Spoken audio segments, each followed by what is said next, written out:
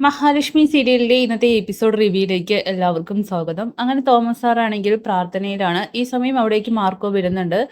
പ്രാർത്ഥനയിൽ നിന്നും കണ്ണു തുറക്കുന്ന തോമസ് സാറാണെങ്കിൽ മാർക്കോയാണ് കാണുന്നത്. ആഹാ, നല്ലൊരു കാഴ്ച തന്നെയാണല്ലോ പ്രാർത്ഥനയ്ക്ക് ശേഷം കാണുന്നത്. അല്ല സാറേ, ഇവിടെ ആ അസുരന്മാരുണ്ടല്ലോ, അവരെ കുറിച്ച് അറിയാൻ വേണ്ടി വന്നതാ. ആ, അവര് രണ്ടുപേരും ഡിസ്ചാർജ് ആയിട്ട് പോയിട്ടുണ്ട്. ആ മേഘന്റെ അവസ്ഥ എന്താ? അവന് പിടിച്ചു നടക്കാനായിട്ട് പറ്റുന്നുണ്ട്. മാത്രമല്ല, ഒരു രണ്ടാഴ്ചക്ക് ഉള്ളിൽ സംസാരശേഷിയും തിരികെ വരും. ഇപ്പൊ മുക്കലും മൂടലൊക്കെ ഉണ്ട്. പിന്നെ ഉണ്ണിയുടെ അവസ്ഥയും ഏകദേശം അതുപോലെയൊക്കെ തന്നെയാണ്. എങ്കിൽ പിന്നെ ആ മേഘനാഥനെയും ഉണ്ണിയൊക്കെ ഒന്ന് ശരിക്കും കാണണം. ഒന്ന് വിരട്ടി വെക്കുന്നത് നല്ലതായിരിക്കും എന്നൊക്കെ പറയുമ്പോൾ അതൊക്കെ നിന്റെ ഇഷ്ടം എന്നിങ്ങനെ തോമസ് സാറ് പറയുകയാണ്. അല്ല സാറേ, സാഗർ എന്തായാലും ഡ്രൈവർ ജോലി വിട്ടിട്ട് കണ്ണൻ സാറിന്റെ ഓഫീസിലേക്ക് പോവുമല്ലേ? അതെ. അപ്പൊ പിന്നെ നീ വന്ന് കയറില്ലേ എന്നിങ്ങനെ മാർക്കോയോട് ചോദിക്കുമ്പോൾ അത് പിന്നെ പറയാനുണ്ടോ, സാറിനോടൊപ്പം ഞാനുണ്ട്. ആദ്യം ഇങ്ങനെയല്ലല്ലോ പറഞ്ഞത്. നിനക്ക് തിരക്കുള്ള ആളല്ലേ, അതുകൊണ്ടാ ഞാൻ ചോദിക്കാൻ മടിച്ചത്. ഏയ്, എനിക്ക് തിരക്കുള്ള ദിവസം സാർക്ക് അറിയാലോ. അപ്പൊ പിന്നെ ഞാൻ ലോപ്പസിനെ ആക്കിക്കോളാം. എന്തായാലും ഇനി വേറെ ഡ്രൈവറെ ഒന്നും അന്വേഷിക്കേണ്ട. എങ്കിലേ സമയം കളയുന്നില്ല, എത്രയും പെട്ടെന്ന് ആ ഫസ്റ്റ് വൺ അസുരനെ ഒന്ന് കണ്ടിട്ട് വരട്ടെ എന്ന് പറഞ്ഞുകൊണ്ട് മാർക്കോയാണെങ്കിൽ അവിടെ നിന്നും പോകുന്നു. ശേഷം അവനാണെങ്കിൽ മേഘനാഥന്റെ വീട്ടിലേക്ക് എത്തുന്നുണ്ട്. കോളിംഗ് ബെൽ കേട്ട് സ്വാതിയാണെങ്കിൽ വാതിൽ തുറക്കുകയാണ്. പെട്ടെന്ന് മുന്നിൽ ആരെയും കാണുന്നില്ല. സീമന്തിനി അങ്ങോട്ട് വരുന്നുണ്ട്. ആരാടി മോളെ എന്ന് ചോദിക്കുമ്പോൾ അറിയില്ലമ്മേ, ആരെയും കാണുന്നില്ല. എങ്കിലേ പെട്ടെന്ന് വാതിലടച്ചേക്ക്, കള്ളന്മാരുടെ ശല്യമുള്ളതാണെന്നൊക്കെ പറയുമ്പോഴേക്കും മാർക്കോയാണെങ്കിൽ സ്വാതിക്ക് മുന്നിലും സീമന്തിനിക്ക് മുന്നിൽ വന്ന് നിൽക്കുകയാണ്. രണ്ടുപേരും ആ കാഴ്ച കണ്ട് ആകെ ഷോക്കാവുന്നുണ്ട്. എവിടെടി നിന്റെ മോൻ എന്നിങ്ങനെ സീമന്തിനിയോട് ചോദിക്കുമ്പോൾ അയ്യോ അവരെയൊന്നും ചെയ്യല്ലേ. സ്വാതിയും പറയുന്നുണ്ട് ഏട്ടനെ ഒന്നും ചെയ്യല്ലേ എന്ന്. ചെയ്യത്തൊന്നുമില്ല, ഞാൻ പറഞ്ഞല്ലോ, വാക്ക് വലിക്കുന്ന കൂട്ടത്തിൽ അവനെ ഞാൻ ജീവനോടെ വെക്കും. പക്ഷേ ഇനി കണ്ണൻ സാറിനോ കുഞ്ഞിനോ മഹാലക്ഷ്മിയുടെ ജീവനോ ഭീഷണിയായിട്ട് വരികയാണെങ്കിൽ അവരെ ഞാനങ്ങ് തീർത്തേക്കും. ഞാൻ എന്തായാലും അവരെ ഒന്ന് കാണട്ടെ എന്ന് പറയുമ്പോൾ അയ്യോ മാർക്കോയേട്ടാ വേണ്ട എന്നൊക്കെ പറഞ്ഞുകൊണ്ട് സ്വാതിയാണെങ്കിൽ തടയുകയാണ്. സീമന്തിരിയും തടയുന്നുണ്ട്. മാറി നിൽക്ക്, കണ്ടിട്ടേ ഞാൻ പോകുന്നുള്ളൂ. അവൻ എവിടെ? മുകളിലാണെന്ന് പറയുമ്പോൾ നടക്കാൻ ശേഷിയില്ലാത്തവന് മുകളിലാണ് കൊണ്ടിട്ടിരിക്കുന്നത്. എന്തായാലും ഞാൻ അങ്ങോട്ട് ചെന്ന് കണ്ടോളാം എന്ന് പറഞ്ഞുകൊണ്ട് മാർക്കോയാണെങ്കിൽ കയറി പോവുകയാണ്. ഈ സമയം സീമന്തിനി സ്വാതിയോട് പറയുന്നുണ്ട് നീയും കൂടെ ചെല്ല്, ഞാൻ അച്ഛനെ വിളിച്ചിട്ട് വരാമെന്ന്. പിന്നെ ആ കാട്ടാളിന്റെ അടുത്തേക്ക് ചെല്ലാനേ എനിക്ക് പേടിയാ. എങ്കിലേ ഞാൻ നിന്റെ അച്ഛനോട് പോയി പറയട്ടെ വീട്ടിനകത്തെ ഒരു പുലി കയറിയെന്ന് എന്ന് പറഞ്ഞ് സീമന്തിനിയാണെങ്കിൽ അകത്തേക്ക് കയറി പോവുകയാണ്. അങ്ങനെ മാർക്കോ വരുന്നത് മേഘനാഥൻ കാണുന്നുണ്ട്. അവരാണെങ്കിൽ ആകെ ഷോക്കാവുന്നു. എടാ, നിനക്ക് നടക്കാൻ കഴിയുമെന്നൊക്കെ അറിഞ്ഞു എന്ന് പറഞ്ഞുകൊണ്ട് മേഘനാഥന്റെ നെഞ്ചത്തിട്ട് ഒരു ചവിട്ട് കൊടുക്കുകയാണ്. മേഘനാണെങ്കിൽ ശ്വാസം മുട്ടുന്നു. അവിടേക്ക് വാമദേവനും സീമന്തനെയും ഓടി വരുന്നുണ്ട്. അയ്യോ മോനെ, പൊന്നു മോനെ, ഒന്നും ചെയ്യല്ലേ എന്നൊക്കെ പറഞ്ഞുകൊണ്ട് കാല് പിടിക്കുകയാണ്. എടാ വാമദേവ, നിന്നെയും നിന്റെ മോനെയും ഞാൻ കത്തിച്ചു കളയും. ദേ ഒരു കാര്യം ഞാൻ പറഞ്ഞേക്കാം, കണ്ണനും മഹാലക്ഷ്മിക്കും ഒരു കുഞ്ഞു ജനിച്ച കാര്യം അറിയാലോ. അതുകൊണ്ടേ അവർക്ക് ആപത്തായിട്ട് നീ എന്തെങ്കിലും ചെയ്യുകയാണെങ്കിൽ നിന്നെയും നിന്റെ മകനെയും ഞാൻ വെറുതെ വെച്ചേക്കത്തില്ല. പിന്നെ സാഗറിനെ പോലെ സ്നേഹിക്കാൻ അറിയുന്ന ചെറുപ്പക്കാരനെയാണ് മഞ്ജുവിനിപ്പോൾ കിട്ടിയിരിക്കുന്നത്. അവരുടെ മേലെയും കണ്ണു വെക്കുകയാണെങ്കിൽ ഉറപ്പായിട്ട് തിന്നെയൊക്കെ തീർത്ത് കളയും, പച്ചയ്ക്ക് കത്തിക്കുമെന്നൊക്കെ പറയുമ്പോൾ അറിയാം മോനെ, ഞങ്ങൾ എന്തായാലും അങ്ങനെയൊന്നും ചെയ്യില്ല. അങ്ങനെ ചെയ്യുകയാണെങ്കിലേ ദേ സീമന്തിനി കേട്ടോ, നിന്റെ പറമ്പിൽ രണ്ടുപേർക്കുള്ള ശവകുടീരം ഒരുക്കി വെച്ചോ എന്നൊക്കെ മാർക്കോ പറഞ്ഞിട്ട് ഭീഷണിപ്പെടുത്തി അവിടെ നിന്നും പോവുകയാണ്. ഈ സമയം സീമന്തിനി പറയുന്നുണ്ട് അയ്യോ മോള് താഴെ ഒറ്റയ്ക്കല്ലേ, ആ കാട്ടാളൻ മോളെ മോളെ എന്തെങ്കിലും ചെയ്യോ?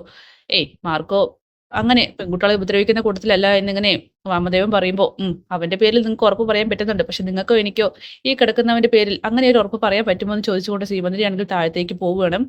അങ്ങനെ മഞ്ജു ആണെങ്കിൽ എന്താടാ കണ്ണ എന്ന് നോക്കുന്നത് എന്നൊക്കെ ചോദിച്ചുകൊണ്ട് കുഞ്ഞിനെ കുഞ്ചിച്ചുകൊണ്ടിരിക്കുമ്പോൾ അരികത്തിരുന്ന് കണ്ണനും മഹാലക്ഷ്മിയും പറയുന്നുണ്ട് കുഞ്ഞെ അത്ഭുതത്തോടെ എല്ലാവരെയും നോക്കുക. ആ എന്തായാലും കുഞ്ഞിന്റെ ദേഹത്ത് ഈ കറുപ്പ് ആ വിഷം കുടിച്ചില്ലായിരുന്നെങ്കിൽ വരില്ലായിരുന്നു എന്നൊക്കെ പറയുകയാണ് മഞ്ജു.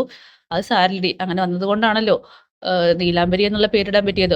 അപ്പൊ വിഷം കുടിച്ചത് നന്നായി എന്നാണോ കണ്ണേട്ടൻ പറയുന്നതെന്ന് ഇങ്ങനെ മഞ്ജു ചോദിക്കുമ്പോൾ അങ്ങനെയല്ല, ഞാൻ നീലാംബരി എന്ന പേരിട്ടതിനെ കുറിച്ച് പറഞ്ഞതാ.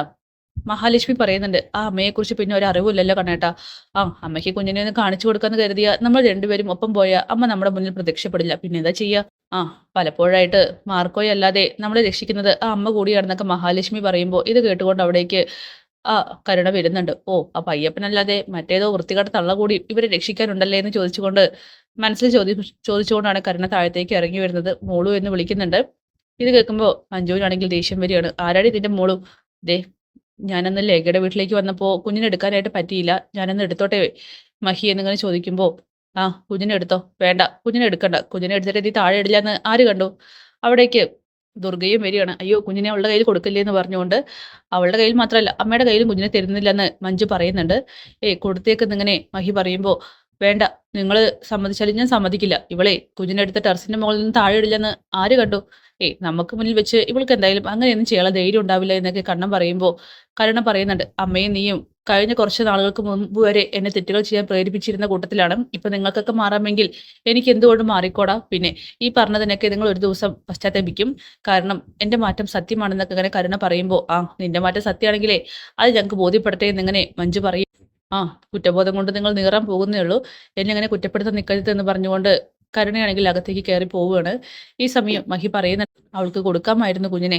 നമുക്ക് മുന്നിൽ വെച്ച് അവൾ ഉറപ്പായിട്ടും കുഞ്ഞിനെ ദ്രോഹിക്കില്ല. ആ അങ്ങനെയൊന്നും പറഞ്ഞിട്ട് കാര്യമില്ല. അവളുടെയൊക്കെ മാനസികാവസ്ഥ എങ്ങനെ മാറുമെന്ന് പറയാൻ പറ്റില്ല. ഏടത്തിയെ തള്ളിയെടുത്ത് ഓർമ്മയുണ്ടല്ലോ. അവളുടെ അഹങ്കാരം കുറയാൻ പോകാൻ മോളെ. കാരണം പ്രതാപന്റെ എല്ലാ പ്രതാപവും അവസാനിക്കാൻ പോവുകയാണ്. അയാളുടെ പേരിലുള്ള സ്വത്തുക്കളെല്ലാം തന്നെ കേസ് നടത്തി പോകും. അതുപോലെ അവളുടെ മുത്തശ്ശിയുടെ പേരിലുള്ള വീടും സ്ഥലവും ആ ഉണ്ണി വശത്തിൽ കൈക്കലാക്കിയ കാര്യം ആ കരുണയ്ക്ക് അറിയില്ല എന്ന് പറയുമ്പോൾ ദുർഗ പറയുന്നുണ്ട്, ആ ആ പ്രതാപനും വാമദേവനും ഒരിക്കലും ഞാൻ മാപ്പ് നൽകില്ല എന്നൊക്കെ. അങ്ങനെ കണ്ണൻ പറയാണ്, അവളിപ്പോ അഹങ്കരിക്കുന്നതും അഭിനയിക്കുന്നതുമാണെങ്കിൽ ഉറപ്പായിട്ടും ഒരു ദിവസം അവൾ നല്ല പെണ്ണായിട്ട് മാറും. സ്വത്തുക്കളൊന്നും ഇല്ലെന്ന് അറിയുന്ന സമയം അപ്പൊ കരുണയ്ക്ക് എന്തായാലും മാറിയേ മതിയാകുള്ളൂ എന്നൊക്കെ കണ്ണൻ പറയുന്നു. ശേഷം കരുണയാണെങ്കിൽ ഉണ്ണിക്കരികിലേക്ക് എത്തുന്നുണ്ട്. ആ കുഞ്ഞിനെ എടുക്കാൻ വേണ്ടി പോയപ്പോഴേ ആ മഞ്ജു സമ്മതിച്ചില്ല. അല്ലെങ്കിൽ നീ എന്തിനാ കുഞ്ഞിനെ എടുക്കാൻ പോകുന്നത്? അല്ലെങ്കിലും ആ വൃത്തികെട്ട കുഞ്ഞിനെ എടുക്കാൻ എനിക്ക് യാതൊരു ആഗ്രഹം ഉണ്ടായിട്ടല്ല. പക്ഷെ അവരുടെ മുന്നിലൊക്കെ പിടിച്ചു നിന്നാലേ പറ്റുള്ളൂ എന്നിങ്ങനെ ഉണ്ണിയോട് കരുണ പറയുന്നു. ഇനിയിപ്പോ ഇവിടെ നിന്നും എഴുന്നേറ്റിട്ടും വലിയ കാര്യമൊന്നുമില്ല. ആ കണ്ണൻ എനിക്ക് ജോലി തരില്ല എന്നല്ല പറയുന്നത്. അല്ലെങ്കിലും ഇനി അവരുടെ ജോലിയും കൂലിയൊന്നും ആശ്രയിക്കാത്തതാണ് ഉണ്ണിയേട്ടൻ നല്ലത്. നമുക്ക് ഒറ്റയ്ക്ക് നമ്മുടെ ചെലവുകൾ നോക്കി ജീവിച്ചോടെ എന്ന് ചോദിക്കുമ്പോൾ ബെസ്റ്റ്. ഇവിടെ ഈ വീട്ടിലിരിക്കുമ്പോൾ അമ്മ ഉണ്ടാക്കി തരുന്ന നല്ല ഭക്ഷണമെങ്കിലും കഴിക്കാം. ചെലവ് നോക്കേണ്ട. നിന്റെ കൂടെയൊക്കെ ഒറ്റയ്ക്ക് താമസിക്കാൻ വന്നാലേ 3 നേരവും ഹോട്ടൽ ഫുഡും വയറ് കേടാവുന്നത് മാത്രമേ മെച്ചം ഉണ്ടാവുള്ളൂ. പിന്നെ നിന്റെയും കുഞ്ഞിന്റെയും ചെലവ് നോക്കണല്ലോ. അത് തന്നെ വലിയ ചെലവാണെന്നൊക്കെ പറയുമ്പോൾ ഇത് കേട്ട് കരുണ പറയുന്നുണ്ട്, ഇതുകൊണ്ടാണ് ഞാൻ എന്റെ മുത്തശ്ശിയോട് ഈ കുഞ്ഞിനെ കളയാമെന്ന് പറഞ്ഞത്. അതൊക്കെ നിന്റെ ഇഷ്ടം. കരുണയ്ക്കാണെങ്കിൽ അത് കേൾക്കുമ്പോൾ തന്നെ ആകെ ഷോക്കാവാണ്. കാരണം കുഞ്ഞിനോട് യാതൊരുവിധ സ്നേഹവും ഇല്ലെന്നും അതിനെ കളഞ്ഞാലും ഉണ്ണിക്ക് യാതൊരു പ്രശ്നമില്ലെന്നുള്ള കാര്യം കരുണയ്ക്ക് മനസ്സിലാകുന്നുണ്ട്. ഈ സമയം കരുണ പറയുന്നുണ്ട്, ശത്രുക്കൾക്ക് പോലും ഇങ്ങനെ ഒരു ഭർത്താവിനെ കൊടുക്കരുതെന്ന്. അത് തന്നെ എനിക്കും പറയാനുള്ളത്. ഇത്രയും ധിക്കാരിയും ദൂർത്തുമായിട്ടുള്ള ഭാര്യയെ ശത്രുക്കൾക്ക് കൊടുക്കരുതെന്ന് പറഞ്ഞുകൊണ്ട് ഉണ്ണിയാണെങ്കിൽ അവിടെ നിന്നും എഴുന്നേറ്റ് പോവുകയാണ്. കരുണയാണെങ്കിൽ ആകെ ദേഷ്യത്തോടെ എന്തൊക്കെയോ ചിന്തിച്ചുകൊണ്ട് അങ്ങനെ ഇരിക്കുന്നുണ്ട്. ശേഷം ജാനമ്മയാണെങ്കിൽ അവരുടെ മരുമകളോട് പറയുകയാണ്, ദേ നോക്ക്, പാമ്പുകളെ മനുഷ്യന്മാരെ കണ്ട മാറി നടക്കുന്ന പതിവ്. ഇത് തെരഞ്ഞു വന്ന് കൊതിയതുപോലെയാ തോന്നുന്നത്. അതിനർത്ഥം നീ നിന്റെ ഭർത്താവും ചേർന്ന് അത്രത്തോളം ക്രൂരതകളാ ചെയ്യാൻ തീരുമാനിച്ചിരുന്നൊക്കെ പറയുമ്പോൾ, ദേ അമ്മേ, ഇനിയിപ്പോ നമ്മൾ എന്താ ചെയ്യാ? ചെയ്തു പോയില്ലേ. അവന്റെ ജീവൻ തിരിച്ചു കിട്ടിയതേ ഭാഗ്യമാണെന്നൊക്കെ ജാനമ്മ ആ മരുമകളെ ചീത്ത പറഞ്ഞുകൊണ്ടിരിക്കുമ്പോഴാണ് പ്രതാപൻ അങ്ങോട്ട് വരുന്നത്. ഒരു കവറൊക്കെ ആയിട്ടാണ് വരുന്നത്. ദേ ഇത് കുറച്ച് സാധനങ്ങളാണ്. പിന്നെ ഞാൻ ഹോസ്പിറ്റലിലേക്ക് പോയിട്ടുണ്ടായിരുന്നു. ആ ദേവരാജന്റെ അനിയന്റെ കയ്യിൽ കുറച്ച് ക്യാഷ് ഏൽപ്പിച്ചിട്ടുണ്ട്. അത്യാവശ്യ കാര്യങ്ങളൊക്കെ നടന്നു പോകും.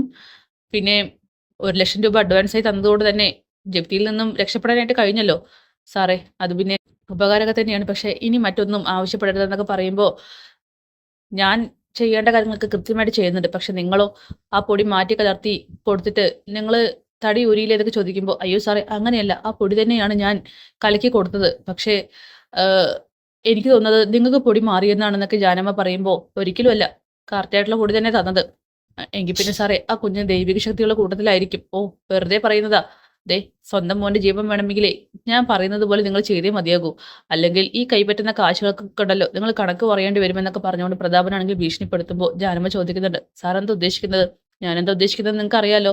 നിങ്ങളുടെ മോന്റെ ജീവൻ രക്ഷിക്കണമെങ്കിൽ ഞാൻ പറയുന്ന ജീവൻ നിങ്ങൾ എടുത്തേ മതിയാകുള്ളൂ എന്ന് പറഞ്ഞുകൊണ്ട് പ്രതാപനാണെങ്കിൽ ജാനമ്മയെ വിറപ്പിക്കുകയാണ്. അവരാണെങ്കിൽ വീണ്ടും ആകെ തകർന്നു പോകുന്നുണ്ട്. അപ്പൊ അതൊക്കെ കാണിച്ചുകൊണ്ടാണ് എപ്പിസോഡ് അവസാനിക്കുന്നത്. കാത്തിരിക്കാം നാളത്തെ കിടിലൻ എപ്പിസോഡിനായിട്ട്. ബൈ.